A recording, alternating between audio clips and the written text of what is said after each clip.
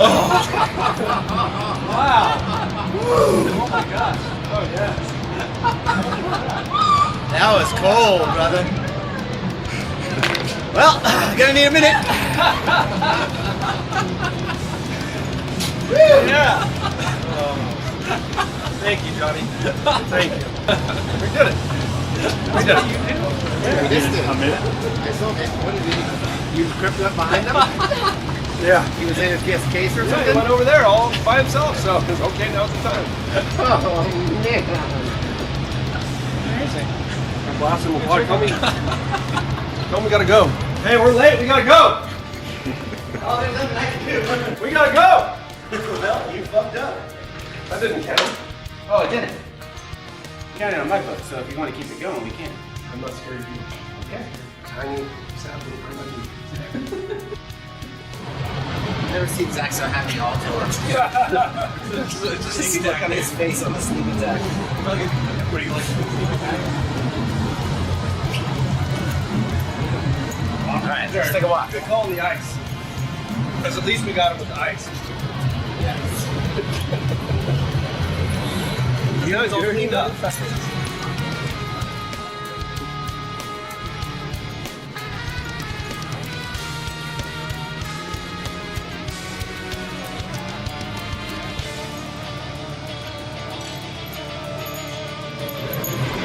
Yeah, soggy bottom now, too.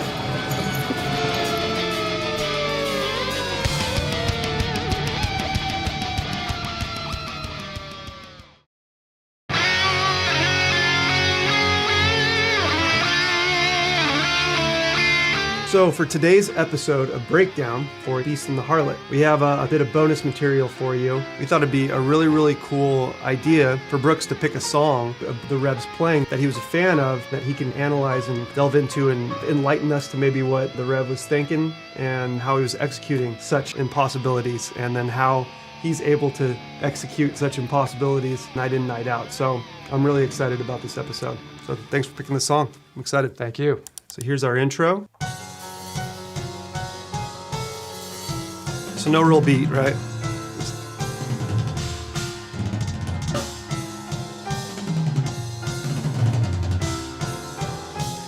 We settle Yeah, into a beat it's there. like suspended time. Right, first right. Few bars. And then we come into a Ferocious. ferocious double bass. Yeah.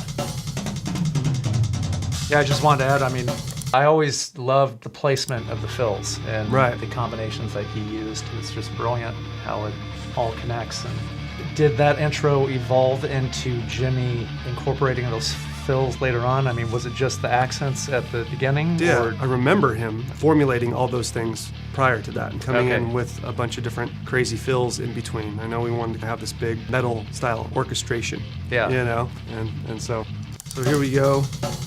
Just to build up, still kind of an intro. It keeps it super simple. Big crescendo there. Yep.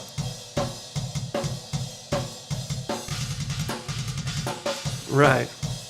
He listened to a lot of hip hop. A lot of hip hop. Yeah. It's all about Lil Wayne and even like Backstreet Boys, but it's just groove and stuff. Yeah. Well, it has it definitely has like a funk flavor to Yeah. it, you know? Yeah. And only playing it for a couple bars too was smart, because you Right. could definitely overdo that part if you were Yeah. to make it, you know, entire section. But he just got in and got out. Right. And yeah, done very tastefully. Right.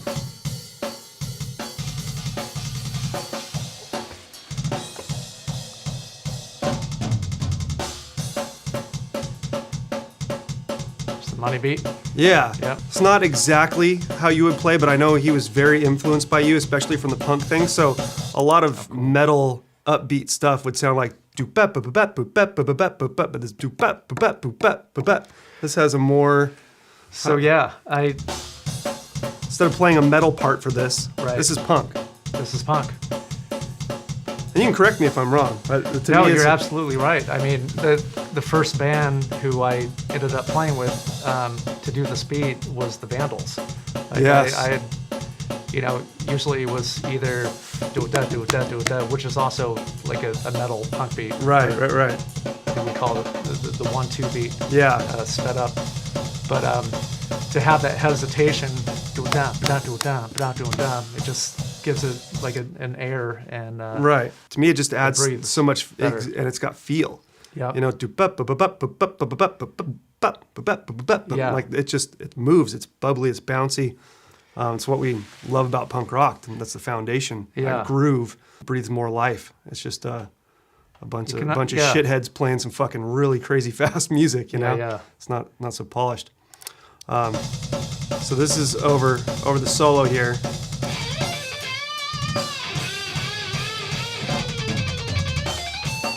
Back to the punk thing. He's always very conscious of my solos and really never tried to step on anything. But I always loved his cymbal placement, as simple as that is. Yeah. You know, it just now it's building stuff. You know, it's not interfering with any of your notes. goes straight to cymbals, Yeah. back into that groove. So let's. Yeah, that's why I wanted to analyze this song in particular, because I thought it was a great representation of his technical ability, his chops, and the groove that Right. he brought to Avenged. So I think this is the perfect combination of both worlds. Right? Definitely, yeah. Let's move it on to the solo. So here's out of the second chorus, which is just bizarre. Right.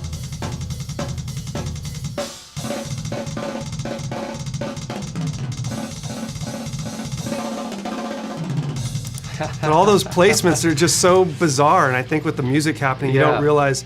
Back to is it syncopated? Those like little weird rhythms, Yeah, or well, displaced, or no, it's really smart to start out. I mean, whenever you have a drum solo in a song, you definitely need to orchestrate it the way that Jimmy did, where you don't want to blow your load in the first right, 16 bars. You need to think how to do it in a musical way. Right. He's playing, I think, quarter note triplets on the hands against a 16th note double kick pattern, and even though it has that machine gun feel, he's still letting it breathe with the sparseness right. that explained on the hand. So I just love how it builds. It makes a lot of sense. I don't even get that.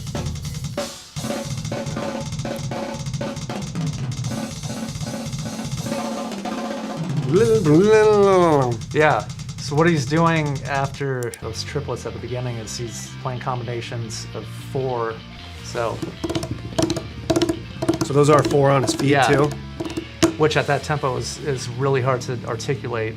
And I remember first time I saw you guys on the Warped Tour, I was sitting right behind Jimmy, and I noticed just how precise his feet were. Yeah. I mean, his hands too, obviously, but if you're going to pull something off like that, you just have to think articulation and Right. separation, and you know, it's not going to sound like that if Yeah, you have to you're- start playing that shit slowly, you know? It has to start, you can't just Yeah. fake it, you know? and to get your left foot equally Right. as rad. He as worked your his ass off on right that. foot. You know, I Yeah. mean, you have to be conscious of just keeping an evenness between the feet, Right. which he executed flawlessly. Yeah, awesome. When I learned double kick drumming, I would just mimic everything that I played on my right foot with my left foot. Gotcha. You know? So Even like with beats and different things even like that? with beats, yeah. Yeah. Doubles. Oh, that's brilliant. Because, you know, once you get into that realm of double bass playing, it's all about keeping it Right, even right. on the meter. Very cool. And your sound guy will tell you whether your left foot is Right. lacking that particular Yeah, note or yeah, not. yeah, So, totally. but yeah, I mean, what a solo, you know, Yeah. and doing this live is always a treat, you know. Well, you fucking nail it, dude. Thank It's you. awesome. Thank Yeah. you. What I loved about Jimmy's playing was he always modified it somehow. Right. I mean, he would do the key fills, but even like on the solos, I noticed Yeah. there would be a twist Right. somewhere. I don't know if that developed, you know, later on Yeah. on the tour or. I'm you know, sure things evolve, as you well know, when you're Yeah. playing it night in, night out, you know, Yeah. over and over and over. They take on their own kind of evolution. Exactly. And also you want to have fun, so certain nights are completely random. You just throw something in or Yeah. whatever. But yeah. Well, I think that's good. What's a great first track? The album starting off, you know, with. Thanks. this- Yeah. I think We fucked it up with the chorus, but intro. fucked it up with the chorus. But yeah, I love that. Yeah. It's kind of got this metal-based ensemble. Yeah. But yeah, brilliant. Well, thanks for the insight, dude. Yeah. That's really, really cool Thanks for stuff. Allow me to. I love that you picked this song. Yeah. Cool.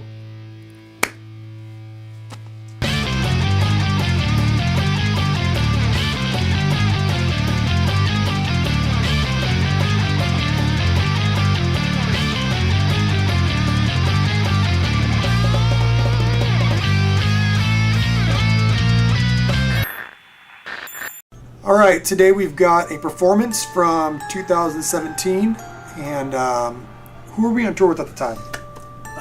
Summer 2017, we were out with Metallica, and we did some off-day shows with The Day to Remember, Horror,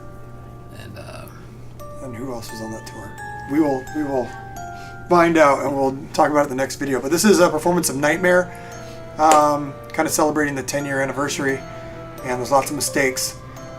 So you can find all those mistakes because this is coming directly off the board and nothing has been done to doctor it up. So we hope you guys enjoy it. Salt Lake City, it was a great show, amazing crowd, and hopefully we'll see you guys soon.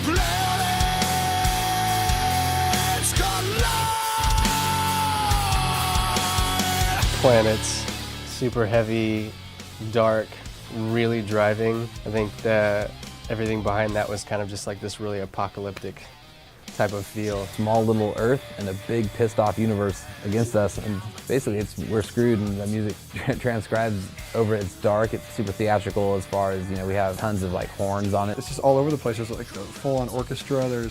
It really paints a picture more than almost any other song we've ever done. And I think it's going to be one of those tracks where for a first-time listener, they may want to, it may be tough to digest at first, but then I think it's going to be one of those things that you skip right to once you get it. That's kind of the last song that they really sink their teeth into, and once they do, it's the only song they want to hear right away. Just dark and angry, and definitely on the wrathful receiving end of what the universe has in store. And the song is one of my all-time favorites that we have done, because it's just so unique for us. He's a big fan of this movie Melancholia, and when he wrote the lyric, it had this very intergalactic sort of connotation to it. Paints the picture of planets hitting each other. Explosions.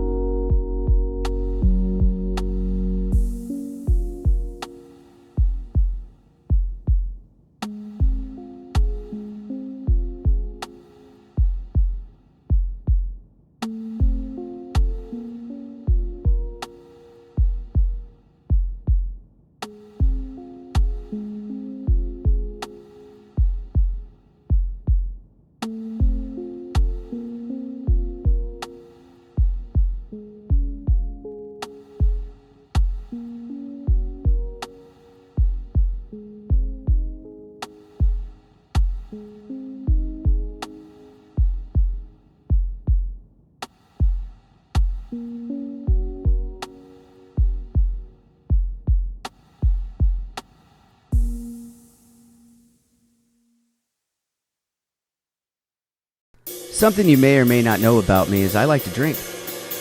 And I like to drink all different kinds of drinks. So when I got the opportunity to check out Lost Spirits Distillery in downtown LA, I jumped at the chance. You're probably asking yourself right now, what the shit is Lost Spirits Distillery? Well, I don't know much about it either, but I heard it's an incredible tour that I must see. So I'm going to put on my drinking pants and see what it has to offer. But wait, there's more! That's right. For those of you at home of the legal drinking age, we decided to have a little bit of fun with this episode and turn it into a bit of a drinking game. At the bottom of your screen, you're going to see a drink counter. The object of the game is to try and keep up with me. So good luck. And please, drink responsibly. Oh, I forgot to mention that I stopped off at the Art District Brewery before this tour. So I'm already 3 deep. Try and keep up.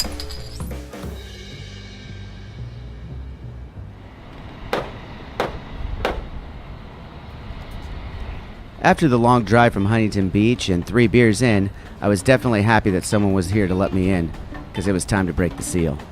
Luckily for me, it's actually the first part of the tour. I'm about to check out the bathroom. I guess it's like the first thing you're supposed to check out on this tour, so let's see.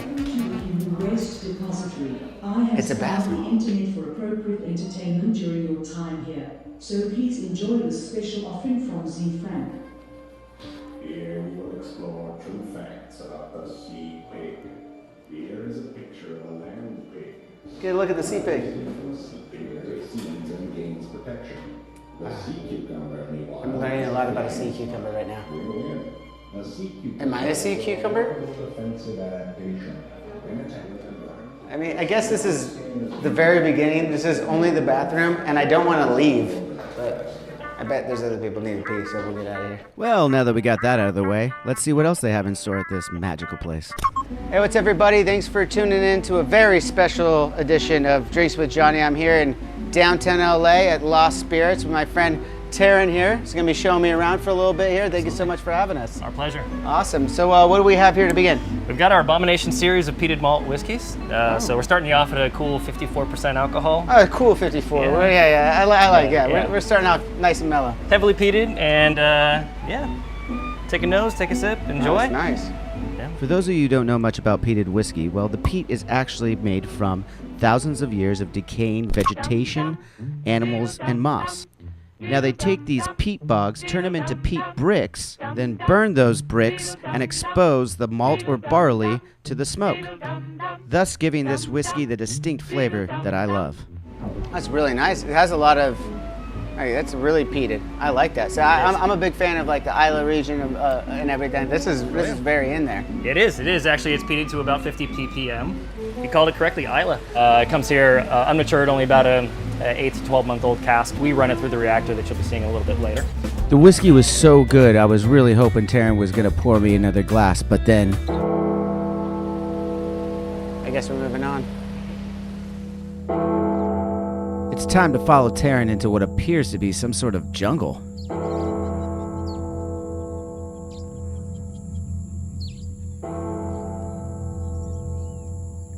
Now here's the part where Taryn leaves me hanging. Apparently here at Lost Spirits they think it's a good idea to get you drunk and send you through a fucking maze. So our guy Taryn literally just left me in the jungle a second ago. He gave me 54% alcohol from Isla, which I love, don't get me wrong, but I have no idea where the fuck he went.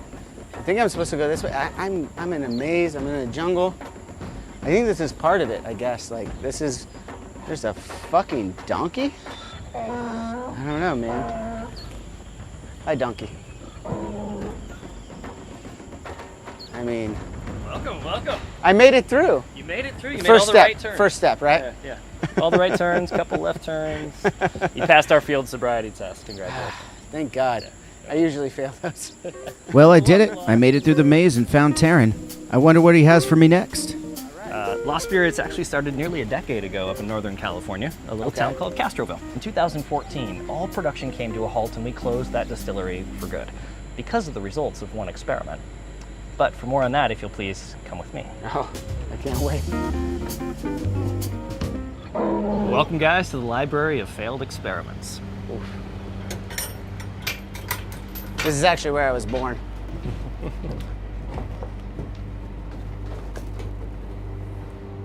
So what the fuck am I looking at here? Well, let's get back to the story for a moment, because in 2014, as I mentioned, we closed our old distillery because of an experiment that showed some rather unique properties. In this case, the resulting chromatogram showed the chemical signature of a 20-year-old rum, matured in a mason jar on a tabletop in 6 days. Now that required a bit more research. I'm ready to see what's next. Fantastic. Well, what's next is a little journey down our river, if you'll please follow me. A river? On a distillery tour? Nah. Come all ye brisk young fellows who have a mind to roll. Well, Lost Spirits is basically an oversized DIY project, and here, everything you see built entirely from parts you can find at Home Depot. Mostly just so we could tell our favorite boat story, which is the origin of the term proof. Historically, Navy rum was a blend of Guyanese and Jamaican rum, and it was served to the British Royal Navy. Now that was the deal. When you enlisted, you were guaranteed a paycheck and 8 ounces of rum a day. I would have gotten rid of the paycheck and asked for 16 ounces, but you know. But storing that much rum aboard a ship, well, that could be problematic because barrels of rum would end up right next to barrels of gunpowder. And that's where there's an issue. Say a stray cannonball could tear through the hull, take out a cask of rum, getting all the gunpowder wet. Well, you wouldn't be able to fire back. Fire that, yeah. The exception to that was if the rum was 57.15% alcohol or stronger. At that strength, even wet, gunpowder still ignites. Still ignites, okay. So, the sailors knew that when they boarded the ship. The problem was if you were at sea too long, supplies of rum would get low, and the officers would worry about mutiny. Well, they'd add water to the rum to make it last longer, effectively stealing the pay of the crew. Well, the sailors got wise, and they devised a test. If they suspected anything, they'd go below decks, take a bit of rum, a bit of gunpowder, mix the two together. If it lit, it was proven worthy or had been proofed. Proven, proofed. Damn, I love this story. I'm learning so much. So I'm learning a lot here from Taryn, and this tour is definitely starting to pick up. It feels like Willy Wonka's chocolate factory, but with alcohol. Do watch your step as you disembark here, guys. Awesome, man. And follow me. Whoa. How's it going, man? Johnny? Good. Win. Win. Great to meet you. I'm one of the partners here at Lost Spirits. Awesome. Thank you so much. Hey, so Wynn's going to be taking over this portion of the tour. I'm excited to see what my new tour guide, Wen, has in store for me. I hear he spends most of his time in the lab, so I'm sure he and I will have a lot in common. This is not your average LA city bus, let me tell you, all right? The seat is your choice, but let me get you set up with our brandy. It's a grape brandy. It's a newer product of ours. It was actually the result of an R&D partnership with a winery up in Northern California. Very cool. So, smells awesome. Cheers, man. Cheers. So it definitely feels like I'm in the hull of a fancy submarine, and this brandy definitely fits the vibe. It literally tastes like a wine with like way more alcohol poured into it.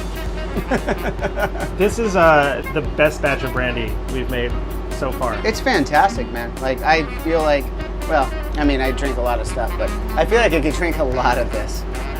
Cool. So, yeah, grab a seat and we'll get this voyage underway. Let's go.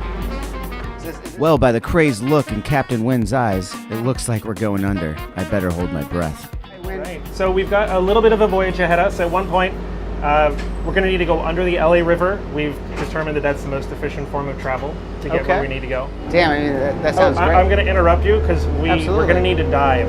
So this is important. Oh, okay. So hold your breath. Dive command accepted. Dive command accepted. Команда по грассию Нью-Йорк. What language was that? That was Russian. This is actually Russian technology. It was a former Russian sub that we've repurposed for our use. Okay. So like true Russian or like when Sean Connery plays a Russian? There's some things I'm just not allowed to talk about. This guy's tight-lipped, dude. Oh shit. Oh my god, we're going under. I gotta say, I really have to pee, so I hope we're on our way up. If not, Wynn's gonna kick me off this thing. We never build any facilities into this. So you just expect everyone to hold it the whole fucking tour? Well, yeah, well, just the transport, just on the sub. Oh, come on! This submarine ride took a little longer than expected, but Captain Wynn had my back with a little more of that delicious brandy. Add a drink to the counter. So when you're using both sides of the brain, while I'm still stuck here on one side, Yeah. Now, and I'm not even doing it well. There's another little safety. Oh, okay. Let's do it. That should be. Thank you for sailing the friendly seas with lost spirits. Please gather all of your belongings, including electronics, clothing. Yeah, so make sure you don't forget the camera. Okay. Can't forget the camera. Follow me. I will. I really don't know where Wynn's taking me at this point, but I have a hunch there's alcohol involved. So I'll follow him. Come into the jungle. We took the submarine in. We're at the next part of this tour. I'm here with...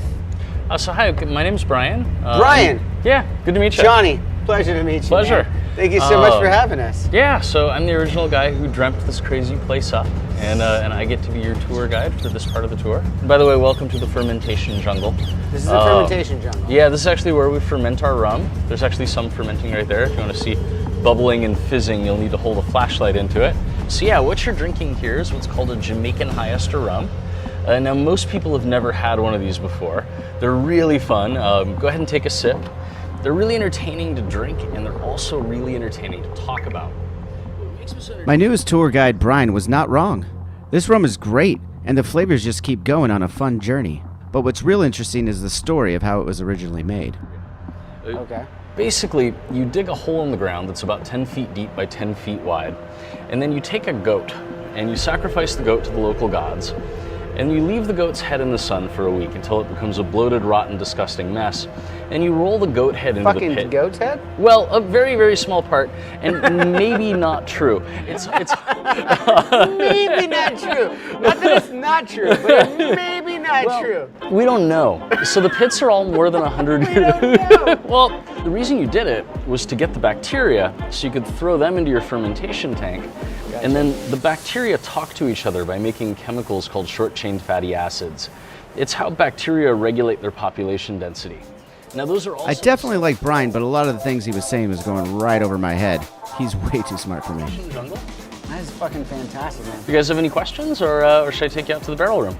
Let's just go out to the barrel room, man. I'm ready. Sweet. All Let's do right, it. this way. I could ask you questions, but it once again is just gonna go.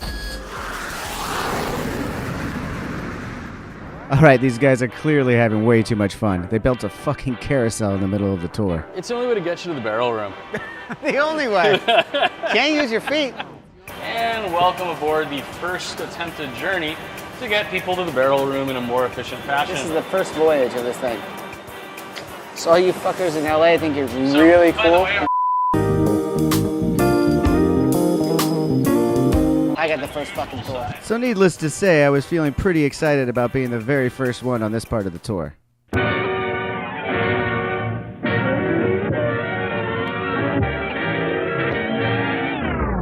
That's fucking awesome. So, what you're looking at is actually how we break down the wood inside the booze. Essentially, the short version of how the aging process works is that we take the booze and then heat it up. I feel like I just witnessed something so magical. Well, for my life anyway. I wanted to put my dick in it.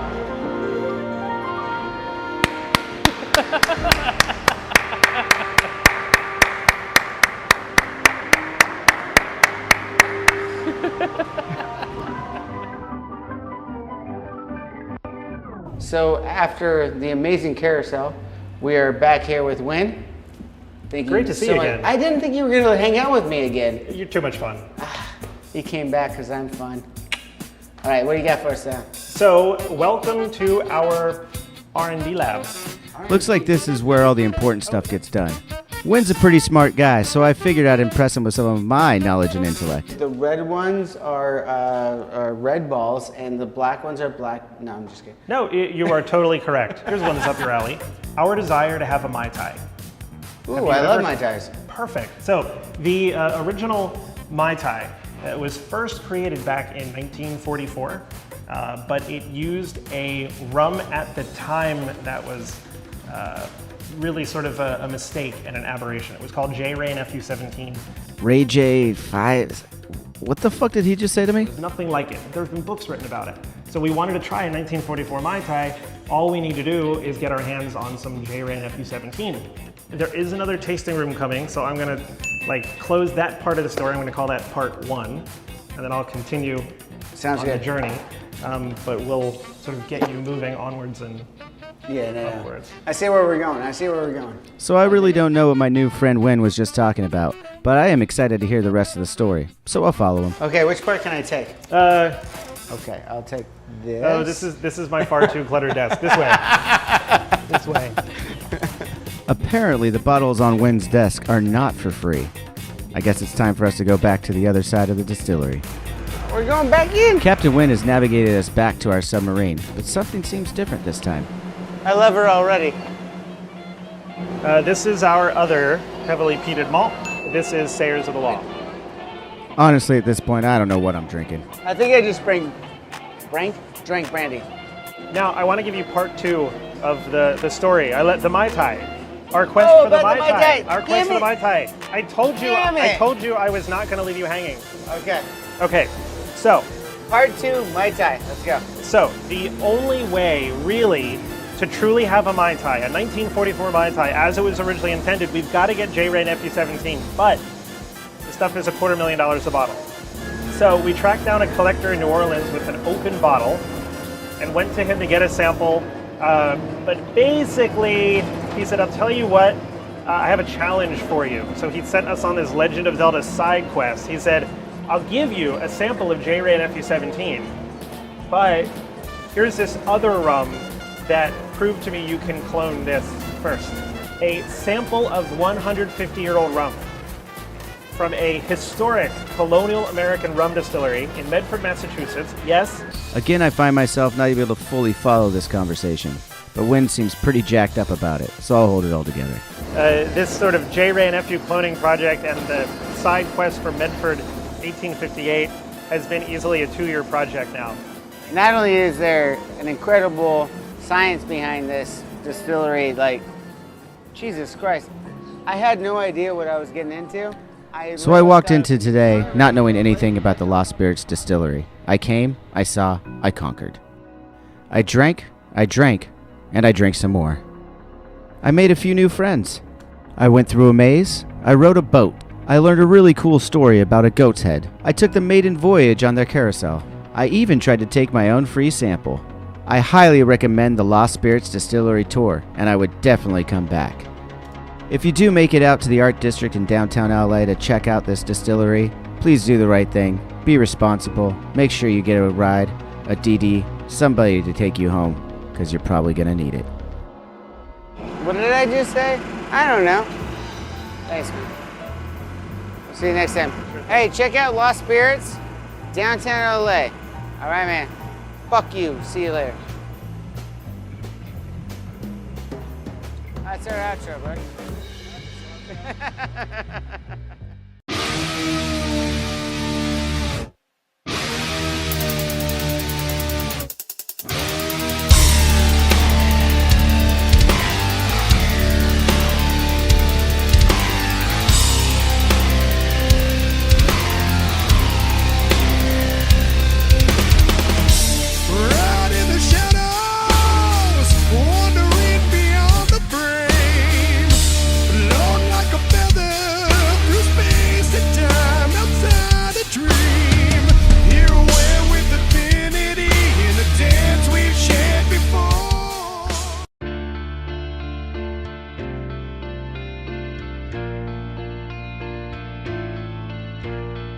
For today's session of Breakdown, we decided to do Acid Rain. Yeah. Let's get into this little biatch. Yep. Yeah, I mean, this is coming straight out of Planets. Right. And Planets and Acid Rain definitely have a lot of things in common. One is basically the destruction of the universe, and this is basically the love song, watching it all fall apart. And so to transition, we wanted to do soundscape sort of thing, and after explosion, there's a rumble. Let's just break these things down and see exactly what we did here. So we started with a rumble, as identified here. And then the backwards reverb with a note. Right. The airplane. What was that? Destruction, I don't know. Let's listen to this guy. Reverse boom. All right. Excellent. So this drum sound is a really cool drum sound on this song. I remember we were listening to some Tom Petty records in the studio. Right. Because there were some good drum tones that we were trying to... Supernatural. Yeah. And just the hi-hat is everything in this. Yeah. I think it's got kind of a modern sound to it too. It's got like the snappy kick drum, but it's big. You hear it reverberate and shit. But the snare is awesome to me too. Yeah. Snare's old school. It's funny because I remember when we wrote this, that was the main thing, and then as the song get put together, you kind of forget about it. But we were very particular about those voicings. It had to have those. Yeah. Super sad right there. Big build. Keep with the theme, yeah.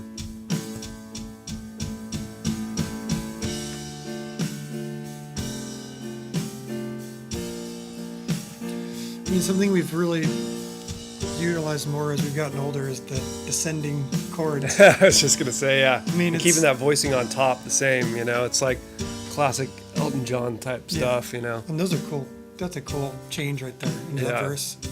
Kind of snaps you out of wherever you're in. Totally. That's kind of what we've been trying to do since this record. Yeah. It's kind of snap you in and out of feels. Yeah. And I think this song does it really well. Totally. Do we have any strings on this? Yeah, so it helps with the voicing because it's funny when I was listening to the piano, I was like, it's a little thin, but I think we made room with the help of some friends, you know, voicing it. If we could do this today, I would have panned the piano pure left and the strings pure right. It'd be fun. Yeah. Because you'd really have some, you know, totally differentiation. Yeah. But something like we did on Roman Sky. Totally. We just spread it out. But we're learning, folks. Getting there. We're getting weirder and in weirder. another 20 years, we should have it figured out. Yeah, cool stuff there for sure. It's like a lot of listening today because this is cool. Like this is stuff that I haven't. I love these build-ups too in the pre-chorus.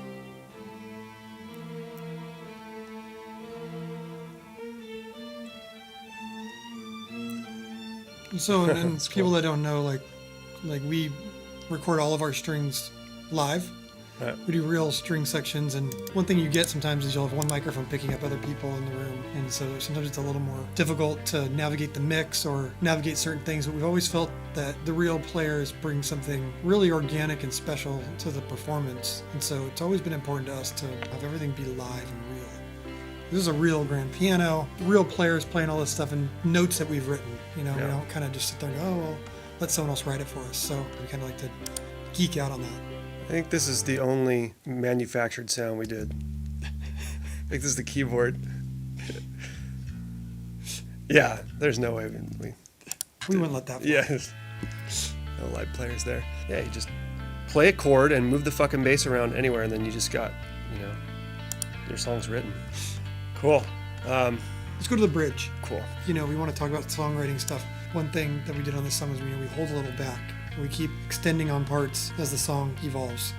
And we do like a half chorus, the first chorus, and the second chorus we do the full chorus. Stand near to It's crazy. It's two vocals. It sounds bigger than that.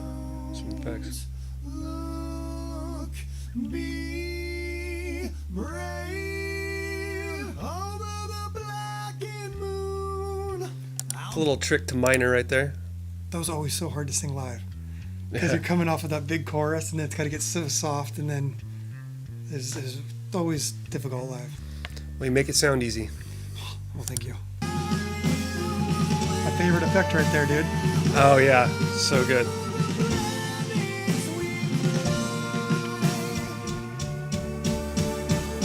Yeah. So that had some influence from Rocket Man, from Elton Oh, John. yeah. Because he sings a part and it just feels like it's taken off into space. And yeah.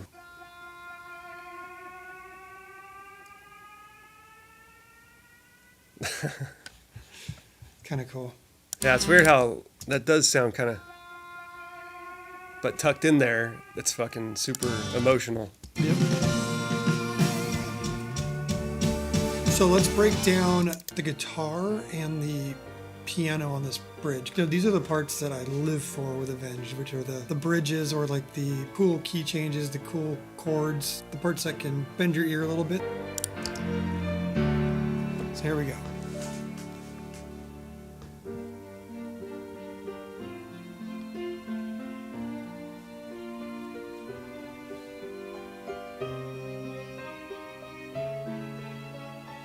Forgot about those pulses in there.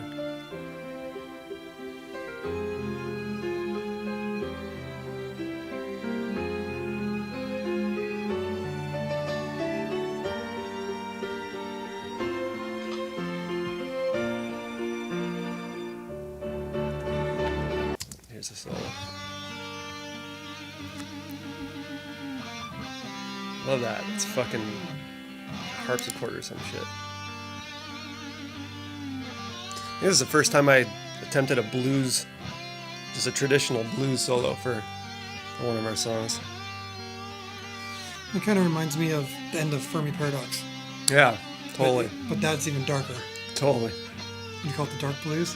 Dark, yeah. We'll get into that at some point. Angry blues or some shit like that.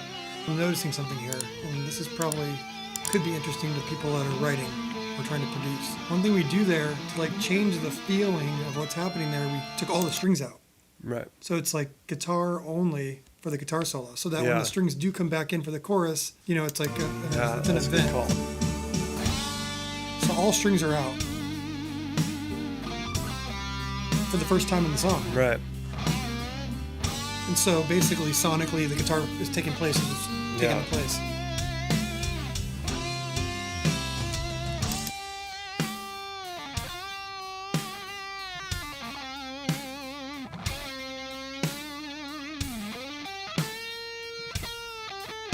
Trying to make sure the piano's not too busy stepping on his guitar solo. I hate that. Strings come back in. Strings come back.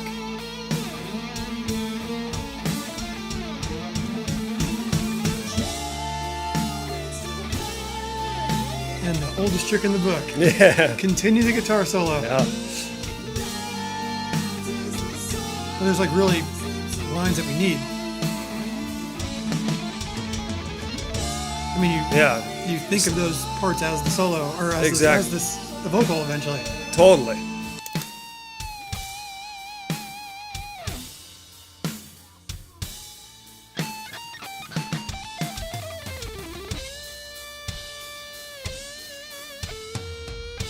I love vocally all this shit on the outro. Now that's a lot of shit right here.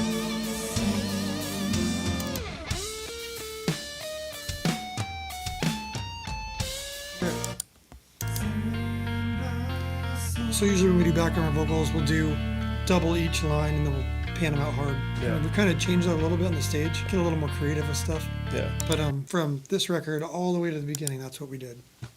Harmony there, and these kind of fill in the. It's crazy second chord. You don't hear that. Nope. It's like you could just copy that, paste it, but they all have their own personality because they're all done. For people doing this, I definitely suggest always doing as much take as the extra possible. time. Take the extra time, get them right. Yeah. Just add the personality to it.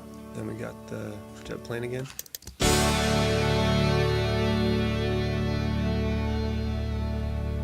And a lot of this is just the end of the record, and if you're thinking about, if you're in that mindset of being in space, watching the end of the world happen, you don't want the song to just end and then go right back into Shepherd of Fire.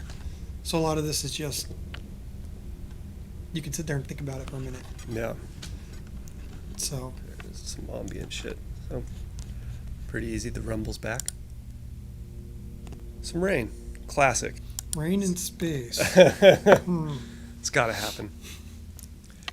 So overall, really proud of the walking down chords with the tension. I think from the verse to the chorus to the bridge, we really painted a picture. We didn't ever veer too far off of it. Between Planets and this song really set us on track for what the stage was going to be. And in terms of this record, really helped us with songwriting. Just learning the tricks, really capturing a lot of things we really wanted to do in the future. Yeah. And I think we still use a lot of that knowledge today. Yeah, we transcribed a lot of music, and especially a lot of classical, which was a lot of fun because we hadn't really done that. You know, we all hear classical, so we do the same old classical cliches and stuff.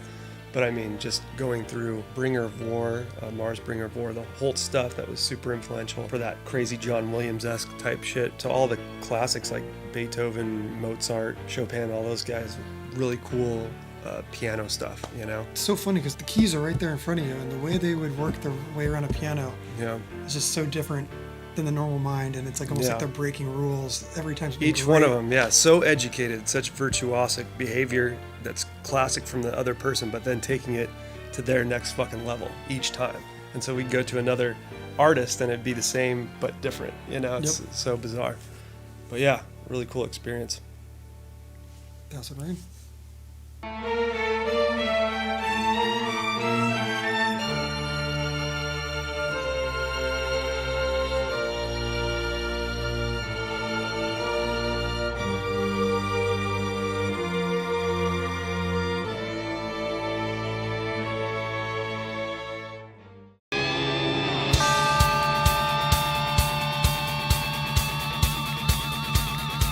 If you look at this verse, Dragged it down below, down to the devil's shore, to be his guest for. I mean, it's really what we call dum-dum riffs, you know? But there's just pure energy, and there's something like really driving about these things. So I think you can use the guitar as like a musical instrument, obviously, but you can also use it as like a driving force. Oh yeah. It's like a force of nature. Totally. And what I think the bridge does exceptionally well is it takes that and it just makes you want to fucking bang your head into a wall. Yeah, you use it like a percussive element. And that's why it's important to get like kind of a wall of sound when you're getting these recorded, you know. It's all about impact, not really the musicality of it. And here's where it all comes together.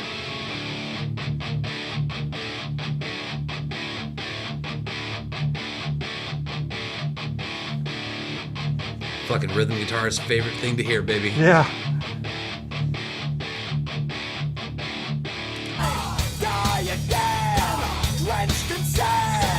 That might be the best part, the best secret part of this entire song. The lyrics right in there. Die again. die again. Die. I think that's really just because we didn't have any other lyrics, so we just said die twice and die again. And it became really funny, so you have to leave it. Something's that funny. Die again, die. Literally just saying the word die again.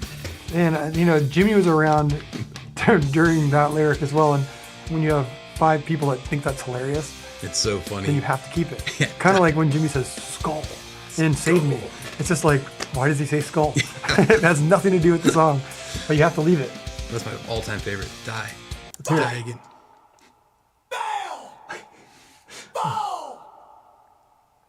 Dude, I wish the Merry Men were for that. That'd be pretty. So I good. think we tried some of you guys, dude.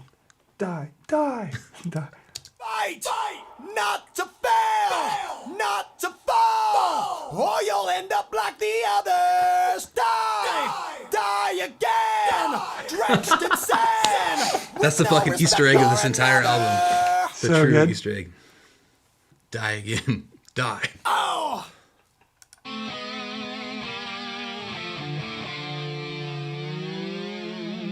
Down, feel the fire, feel the hate. Your pain is what we What is that right there? hate. Oh, it's an extra one. Yes. Hate. Your That might be Jimmy.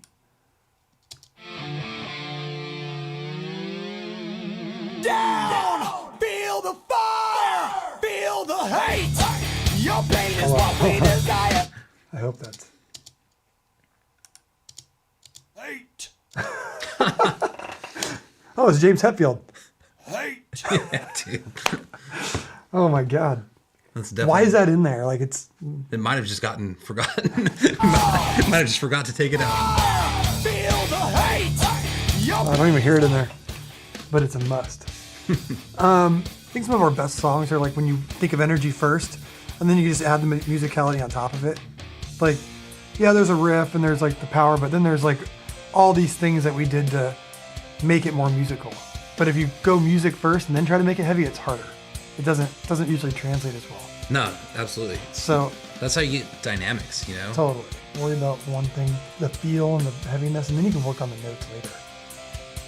And then this is like the one little variation in the song where we had the piano come in and like, because honestly, the key it was in, or there was something going on to where it felt really cheesy and typical to go straight back into the chorus out of that part. And so we came up with this, we had to Avengify it. We had to do something. And I know they may seem real. Is these vocals in here? But our lives made up. Let's try this again. And I know you hear their voices. Calling from above. And I know they may seem real. A little GNR-ish when you just listen to it like that. But our lives made up of choices. Some without a peace. They took for granted your soul. And it's ours now to steal. And back in. I mean, I'm really proud of this song because of the transitions and stuff. Like, I think it keeps interesting. It's not, you know, full on schizophrenic like System of a Down. The parts are longer, but I think it adds a lot of depth to it. There's a lot of cool parts, but it doesn't ever bore you. It like gets places and it does things, but it's, you know, it's all chopped up, but it's not too schizo. Yeah, it's still cohesive. It still works together. Do you want to say anything about the guitar solo? Because it's a pretty cool solo. Let's see.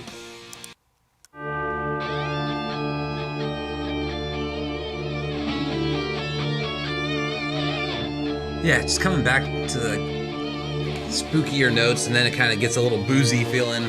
Yep. But I remember when Sin was recording, sitting there and really trying to get everything had to be perfect for this album. So it was like the most vocal you're ever gonna hear me. Like, yeah, we gotta do this. We should try this. You know, let's put a dual here. Like, really kind of coach. Like, he's the best guitarist ever. But like coaching it so it just is perfect. And I think everyone was putting their input because we knew what was on the line to make this album perfect. And in all aspects, vocals, everything had to do it justice. Because in all honesty, we didn't know what was going to happen after we released this album. It might have just been, you know, the final piece of the puzzle. I mean, I could do him justice and say it was just a one take. Yeah. He just came up with it and bangs out. But it's one of my favorite solos. I think it's just so cool. Fits the song so perfect, and I just wasn't happy about having to learn those duels. That's like classic because it's like straightforward. It gets to the point, but it's not too arty. It fits perfectly for this song. Yeah. I also like the end, like the third chorus, how we slow down.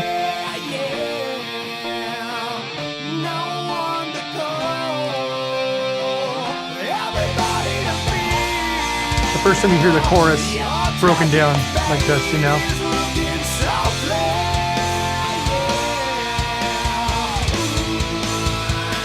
It's your fucking nightmare. I'm so glad the label didn't make us call it "It's Your Freaking Nightmare." It's your fucking nightmare? Yeah. I'm so glad too. I think one of those, like that whole trick with changing up the chorus and the, you know, slowing stuff down or doing different tempos over your chorus, I kind of learned that from Jimmy. And the first time I heard him really execute it was like on Afterlife, where, you know, the first chorus is one type of drumming and one speed, and speed's not the right word, but one feel, and the next chorus a different feel, and he switches throughout. And so, I mean, for people that are writing songs, just stay kind of aware of that, where sometimes the chorus, it's the same melody, and if you're not changing the melody, maybe you should change, you know, just what the drums are doing or something else to make it interesting at all times, because people are going to listen to these songs for hundreds of times, and you want it to be interesting on the 100th listen. And it's all those little things that make songs great that people don't really understand. And it's also the hardest part about writing songs. I mean, trying not, you know, straightforward, you have part, but like, it's all the little nuances. Like you said, there's so many different feels throughout the song, and then it's just like a triumphant ending because you go halftime on the chorus. And it's all shit that either comes to you naturally or you got to put some work into. Yeah. But yeah, totally. No, it's definitely one of those things that you have to kind of go over it and go, okay, where am I getting bored? Where does this just not do it for me? you know, and it's a process. And that's even a song that, like a song like this probably came easier than most because it you know, it came to us, but at the same time, so many things need to be worked out for it to work. You can't just go, oh, I have a verse and a chorus and a bridge, but someone needs to put it all together. And Jimmy had, you know, some great transitions, and Mike executed those really well. And you need all that, or it just turns to shit. Yep. So, Nightmare.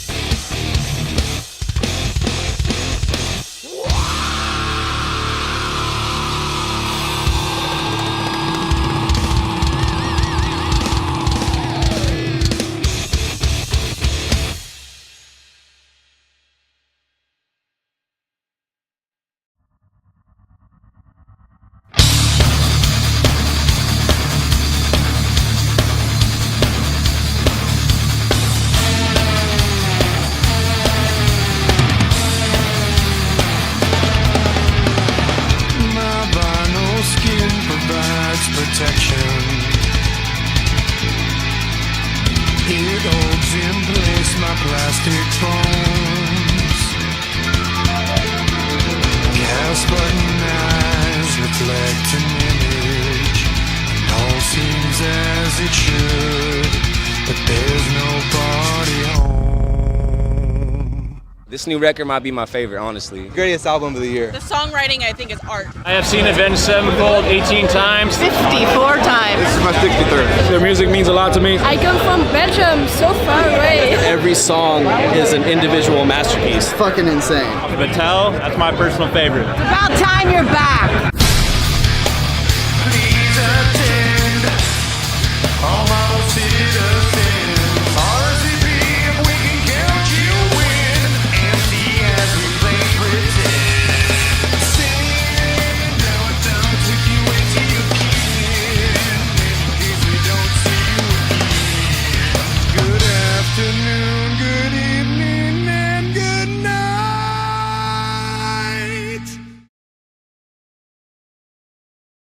Alright, dude, we're still curing fucking jet lag. Avenged Sevenfold style. I'm gonna get some shots of you, goddammit. You know what I mean? Get the view, dude. It's the best thing ever. This is the front of the bus. Fucking madness. Later on that night, somewhere. It's a fucking secret. You don't really have jet lag anymore. We're all good. Hey, Jay. It's in the fucking hood. You got Zachy Vengeance behind the fucking wheel and Sinister Gates going crazy. There you go. There you go.